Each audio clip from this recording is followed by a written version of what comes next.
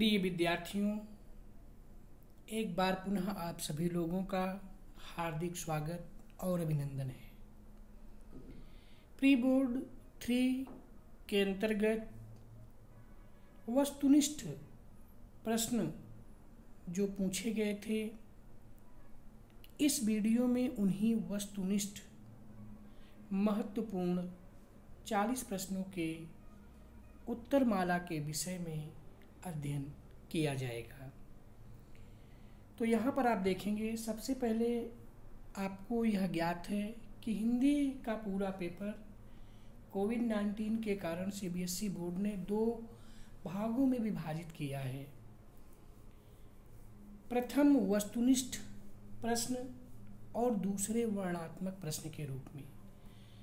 जहाँ वस्तुनिष्ठ प्रश्नों के लिए 40 अंक निर्धारित हैं, वहीं वर्णनात्मक प्रश्नों के लिए भी 40 अंक निर्धारित हैं। तो यहाँ पर प्री बोर्ड 3 में पूछे गए वस्तुनिष्ठ प्रश्नों पर ही चर्चा की जाएगी। वीडियो को रोककर आप इसके अपठित गद्यांश को पढ़ लीजिएगा। इसके नीचे जो प्रश्न पूछे गए हैं, उन प्रश्नों के विषय में हम आगे अध्ययन कर रहे हैं। हमारे देश में किसे तीर्थ कहने की परंपरा है? जहाँ 2 नदियाँ मिलती हैं, जहाँ 2 तीर्थ मिलते हैं, जहाँ 2 नदियाँ नहीं मिलती हैं, जहाँ 2 तीर्थ नहीं मिलते हैं। तो सही उत्तर है विकल्प नंबर ए, जहाँ 2 नदियाँ मिलती हैं। प्रश्न नंबर 2 है, सबसे बड़ी नदी किसे माना जाता है? जो विशाल होती है, जिसका दूसरी नदियों से सबसे ज़्यादा संयोग होता है, जो अधिक पूजनीय होती है, जो समुद्र में मिलती है। तो सही विकल्प होगा जिसका दूसरी नदियों से सबसे ज़्यादा संयोग होता है। संयोग मतलब मिलन होता है। प्रश्न नंबर 3 है कि बनारस या पटना में गंगा विशाल नदी है, लेकिन उसका पानी मात्र शिव की जटा से नहीं आता के माध्यम से लेखक क्या कहना चाहता है? स्पष्ट कीजिए। इसका सही उत्तर होगा गंगा अनेक नदियों और जल स्रोतों का मिला जुला रूप है। नेक्स्ट है, गद्यांश में असली संगम किसे माना गया है और क्यों? तो सही उत्तर है विकल्प नंबर डी, जहाँ एक से अधिक भाषाएं एकत्र होती है। नेक्स्ट है, भाषाओं का विकास कब अवरुद्ध होता है? अवरुद्ध मतलब रुक जाता है। तो सही इसका उत्तर होगा ऑप्शन नंबर बी, जब अनेक भाषाओं का मेल बंद हो जाता है। इसके बाद अथवा में अपठित गद्यांश है। इसके नीचे पहला प्रश्न है, ताजमहल को किसकी धरोहर बताया गया है? तो सही उत्तर है भारत की अंतरात्मा की धरोहर बताया गया है। नेक्स्ट, गांधीवादी आज किस तरह के गांधी को चाहते हैं? तो सही उत्तर है जो सुविधाजनक है। नेक्स्ट, गद्यांश के अनुसार आज विडंबना क्या है? सही उत्तर है विकल्प नंबर सी, शोषण से उत्पन्न पीड़ा का शोषण होना। नेक्स्ट है, राजनीतिज्ञ किस गांधी की आकांक्षा रखते हैं? तो सही उत्तर है विकल्प नंबर डी, जो और भी अधिक सुविधाजनक है। नेक्स्ट है, खुद पर स्वराज पाने के लिए क्या आवश्यक है? तो सही उत्तर है विकल्प ए, अपनी भूलें स्वीकार करना। प्रश्न नंबर 2 है, निम्नलिखित अपठित काव्यांश को ध्यानपूर्वक पढ़कर नीचे दिए गए प्रश्नों के उत्तर दीजिए।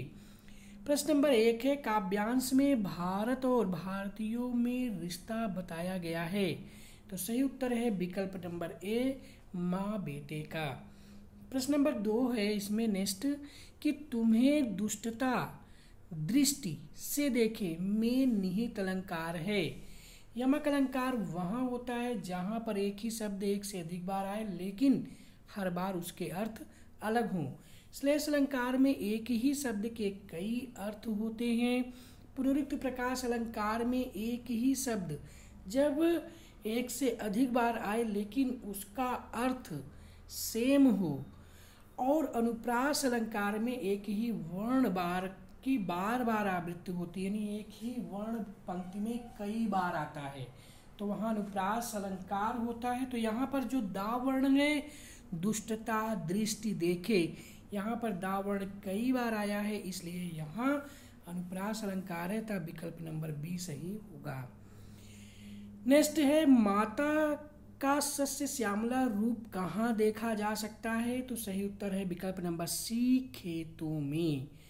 नेक्स्ट है काव्यांश के आधार पर भारतीय संस्कृत की विशेषता है, तो सही उत्तर होगा विकल्प नंबर डी, अनेकता में एकता।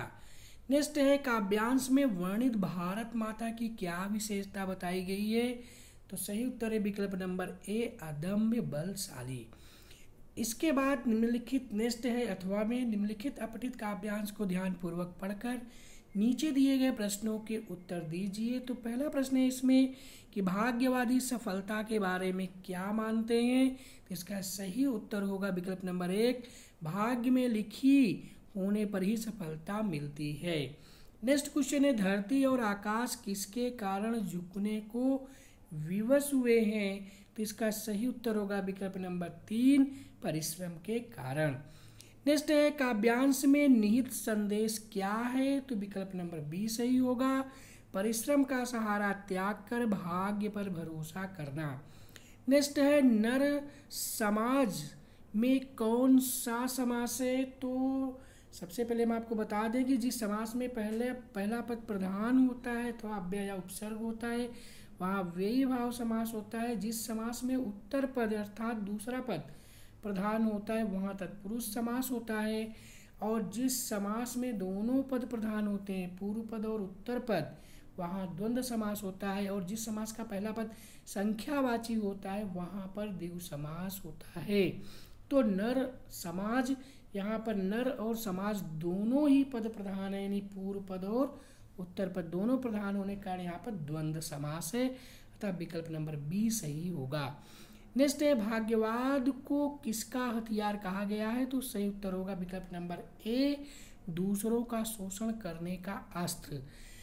प्रश्न नंबर 3 है निम्नलिखित 5 प्रश्नों में से किन्हीं 4 प्रश्नों के उत्तर दीजिए। तो ये यहाँ से आपका व्याकरण पोर्शन शुरू होता है। व्याकरण में आपके पाठ्यक्रम में वाक्य विचार रचना के आधार पर है, इसके बाद पद परिचय है, रस है और वाच्य प्रकरण है। तो जो यहाँ पर प्रश्न है ये वाक्य प्रकरण से है, यानी वाक्य विचार से है। रचना की दृष्टि से वाक्य के कितने भेद होते हैं, तो सही उत्तर है विकल्प नंबर बी, 3, सरल वाक्य, संयुक्त वाक्य और मिश्र वाक्य। प्रश्न नंबर 2 है सरल वाक्य में एक कर्ता और एक डॉट डॉट का होना आवश्यक है, तो सही उत्तर होगा विकल्प नंबर बी, क्रिया, यानी सरल वाक्य में एक कर्ता और एक क्रिया का होना आवश्यक है। नेक्स्ट है संज्ञा उपवाक्य किसका भेद है, तो संज्ञा उपवाक्य विकल्प नंबर ए, मिश्र वाक्य का भेद है। मिश्र वाक्य के 3 उपवाक्य होते हैं, संज्ञा उपवाक्य, विशेषण उपवाक्य और क्रिया विशेषण उपवाक्य। नेक्स्ट है पिताजी चाय पिएंगे या काफी, रचना के आधार पर कौन से प्रकार का वाक्य है, तो सही उत्तर होगा विकल्प नंबर ए, संयुक्त वाक्य। उसने कहा वह जयपुर जा रहा है, वाक्य का उचित मिश्र वाक्य होगा, तो विकल्प नंबर ए सही होगा। उसने कहा कि वह कल जयपुर जाएगा। प्रश्न नंबर 4 है निम्नलिखित 5 प्रश्नों में से किन्हीं 4 के उत्तर दीजिए। ये आपके वाच्य विचार से प्रश्न पूछे गए हैं। वाच्य के कितने प्रकार होते हैं, तो वाच्य के 3 प्रकार होते हैं, विकल्प नंबर ए सही होगा, कर्तृवाच्य, कर्मवाच्य और भाववाच्य। नेक्स्ट है कर्तृवाच्य में किसकी प्रधानता होती है, तो सही उत्तर है विकल्प नंबर ए, कर्ता की प्रधानता होती है। नेक्स्ट है कर्म की प्रधानता वाला वाच्य होता है, तो उत्तर होगा विकल्प नंबर डी, कर्मवाच्य। नेक्स्ट है वह पैदल नहीं चल सकता, वाक्य में प्रयुक्त वाच्य है, तो विकल्प नंबर डी सही होगा, कर्तृवाच्य। अगर यह होता उससे पैदल नहीं चला जा सकता तो यहाँ पर भाववाच्य हो जाएगा, लेकिन यहाँ पर वह पैदल नहीं चल सकता यह एक सरल वाक्य है और इसलिए यहाँ पर कर्ता की प्रधानता होने का कर्तृवाच्य है। नेक्स्ट है सूचना विज्ञप्ति आदि में जहाँ कर्ता निश्चित ना हो वहाँ निम्नलिखित में से कौन सा वाच्य होगा? तो आपका विकल्प नंबर ए सही होगा, कर्मवाच्य। जहाँ कर्म की प्रधानता होती है वहाँ पर कर्ता गौण होता है, यानी कर्ता की कोई भी वैल्यू नहीं होती है। नेक्स्ट प्रश्न नंबर 5 है, निम्नलिखित 5 वाक्य प्रश्नों में से किन्हीं 4 के उत्तर दीजिए। पहला है, वाक्य में प्रयुक्त पदों का व्याकरणिक परिचय देना ही ... कहलाता है। तो सही उत्तर होगा विकल्प नंबर डी, पद परिचय। नेक्स्ट है, राधा मधुर गीत गाती है, रेखांकित पद का उचित पद परिचय होगा। तो राधा मधुर गीत गाती है, यहाँ पर जो गीत है वह कर्म है और गीत कैसा है? गीत मधुर है। गीत की विशेषता बताई जा रही है मधुर शब्द से, जो कि इसका गुण है और यह गुणवाचक विशेषण होने के कारण इसमें विशेषण है। अतः प्रश्न नंबर 2 का विकल्प नंबर बी सही होगा। वह भावुक व्यक्ति है, रेखांकित पद का उचित पद परिचय क्या होगा? तो व्यक्ति यहाँ पर विशेष है, इसका विशेषण है भावुक। भावुक व्यक्ति का एक गुण है, इसलिए यह गुणवाचक विशेषण होगा। हमेशा तेज चला करो, रेखांकित पद के लिए उचित पद परिचय होगा। तो विकल्प नंबर बी सही है, क्रिया विशेषण, क्योंकि चलना क्रिया है और जो क्रिया की विशेषता बताता है उसे कहते हैं क्रिया विशेषण। कैसे चला करो? तेज चला करो, इसलिए यहाँ पर क्रिया विशेषण है। नेक्स्ट है, मैं यह दुख नहीं सह सकता, रेखांकित पद के लिए उचित पद परिचय होगा। तो सही उत्तर इसका होगा भाववाचक संज्ञा। जहाँ दुख, सुख, ईर्ष्या, घृणा इत्यादि की बात की जाती है वहाँ पर भाववाचक संज्ञा होती है। नेक्स्ट प्रश्न है, निम्नलिखित 5 प्रश्नों में से किन्हीं 4 के उत्तर दीजिए। यह आपका रस प्रकरण से संबंधित प्रश्न है। तो पहला प्रश्न है, कहत न तत रिजत खिजत मिलत खिलत लजियात भरे भवन में करते हैं नैन ही सो बात। उपर्युक्त पंक्ति में प्रयुक्त रस कौन सा है? तो विकल्प नंबर सी सही होगा, श्रृंगार रस। बी रस का स्थायी भाव कौन सा है? तो उत्तर होगा विकल्प नंबर सी, उत्साह। श्रृंगार रस का स्थायी भाव कौन सा है? तो विकल्प नंबर सी होगा, रति। विभाव, अनुभाव और संचारी भाव की सहायता से रस रूप में क्या परिवर्तित हो जाता है? तो विकल्प नंबर डी होगा, स्थायी भाव। तुझे विदा कर एकाकी अपमानित सा रहता हूँ बेटा, 2 आंसू आ गए समझता हूँ उनसे बहता हूँ बेटा। प्रयुक्त पंक्तियों में प्रयुक्त रस क्या है? तो इसमें जो प्रयुक्त रस है वो करुण है। टेस्ट है कि निम्नलिखित पठित गद्यांशों को पढ़िए और दिए गए प्रश्नों के उत्तर लिखिए। तो वीडियो को रोक करके आप इसके पठित गद्यांश को पढ़ लीजिएगा। आइए चलते हैं इसके अंतर्गत पूछे गए प्रश्नों की ओर। फादर को जहरबाज से क्यों नहीं मरना चाहिए था? तो सही उत्तर होगा विकल्प नंबर सी, क्योंकि उनके मन में सबके लिए प्रेम और वात्सल्य था। नेक्स्ट है, लेखक ईश्वर से कौन सा सवाल पूछना चाहते हैं? तो विकल्प नंबर ए सही होगा, ईश्वर से आस्था रखने वालों की दुर्दशा पर सवाल पूछना चाहते थे। नेक्स्ट है, फादर का व्यक्तित्व कैसा था? तो सही उत्तर है, ममत्व और अपनत्व से भरा हुआ था। नेक्स्ट है, लेखक ने फादर के साथ कितना समय बिताया था? तो सही उत्तर है 35 साल तक लेखक का फादर से संबंध स्थापित था। फादर पहले कहाँ रहते थे? तो इसका सही उत्तर होगा, फादर पहले लखनऊ में रहते थे। नेक्स्ट है क्वेश्चन नंबर 8, निम्नलिखित प्रश्नों के उत्तर सही विकल्प में चुनकर दीजिए। हालांकि यहाँ पर जो प्रश्न नंबर 5 है, फादर पहले कहाँ रहते थे, इसमें दिल्ली और इलाहाबाद की चर्चा की गई है पठित गद्यांश में, लेकिन लखनऊ के विषय में कहीं पर कोई चर्चा नहीं की गई है। इसलिए जिन बच्चों ने दिल्ली और इलाहाबाद दो में से किसी, यदि इलाहाबाद तो है ही नहीं विकल्प में, जिन बच्चों ने दिल्ली ऑप्शन पर टिक लगाया है उन्हें इसके अंक दिए गए हैं। प्रश्न नंबर 8 है, चश्मे निम्नलिखित प्रश्नों के उत्तर सही विकल्प चुनकर लिखिए। चश्मे वाले को देखे बिना हालदार साहब ने उसे क्या समझा था? तो सही उत्तर होगा विकल्प नंबर सी, फौज का सेनानी। प्रश्न नंबर 2 है, फादर बुल्के की उपस्थिति की तुलना किस वृक्ष से की गई है? तो सही उत्तर है विकल्प नंबर 3, देवदार वृक्ष से। फादर कामिल बुल्के से बात करना लेखक को कैसा लगता था? विकल्प नंबर सी सही होगा, कर्म के संकल्प से भरने जैसा। नेक्स्ट इसके बाद प्रश्न नंबर 9 है, निम्नलिखित काव्यांश को पढ़कर पूछे गए प्रश्नों के उत्तर लिखिए। काव्यांश को आप पढ़ लीजिएगा। इसके अंतर्गत पूछा गया जो पहला प्रश्न है वह यह है कि माँ ने अपनी बेटी को किस पर रीझने से मना किया। तो सही उत्तर होगा विकल्प नंबर सी, अपने रूप सौंदर्य पर। स्त्री जीवन के बंधन क्या है। तो सही उत्तर है वस्त्र और आभूषण, विकल्प नंबर सी। लड़की जैसी दिखाई ना देने का क्या भाव है। इसका सही उत्तर होगा विकल्प नंबर सी, अपनी कमजोरी को ना दिखाना, विकल्प नंबर डी, अपनी कमजोरी को ना दिखाना। प्रश्न नंबर 4 है, लड़की होने से माँ उसे क्या समझाना चाहती हैं। तो इसका सही उत्तर होगा विकल्प नंबर ए, शिष्ट और व्यवहार कुशल होना। प्रश्न नंबर नेक्स्ट है, पानी शब्द का पर्यायवाची है। तो सही उत्तर होगा पानी शब्द का पर्यायवाची है जल।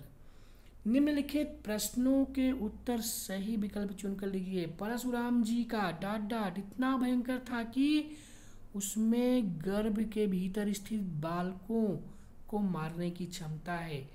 तो रिक्त स्थान की जगह पर यहाँ पर विकल्प नंबर सी होगा, फरसा। नेक्स्ट, धनुष वस्त्र का पर्यायवाची बताइए। नेक्स्ट है, वस्त्र का पर्यायवाची बताइए। तो वस्त्र का पर्यायवाची होता है चीर, चीर माने भी होता है कपड़ा। तो इस तरह से वस्त्र का पर्यायवाची होगा चीर। तो प्रिय विद्यार्थियों, प्री बोर्ड 3 में पूछे गए वस्तुनिष्ठ प्रश्नों के अंतर्गत जो महत्वपूर्ण 40 प्रश्न थे उनके उत्तर माला को हमने आपके सामने प्रस्तुत किया है। अगर कहीं पर कोई भी डाउट हो तो आप निश्चित रूप से कमेंट बॉक्स पे लिख करके आप उसे भेजिए। आपके संदेह को निश्चित रूप से दूर करने का पूरा प्रयास किया जाएगा। आप सफल हों, हमारा सिर्फ यही सपना है, या यूँ कहिए मेरा बस एक सपना है कि आप सफल हों, उन्नति के मार्ग पर प्रशस्त हों, अपने माता पिता का साथ साथ गुरुजनों का भी नाम रोशन करें। इन्हीं शुभकामनाओं के साथ जय हिंद, जय भारत, जय हिंदी।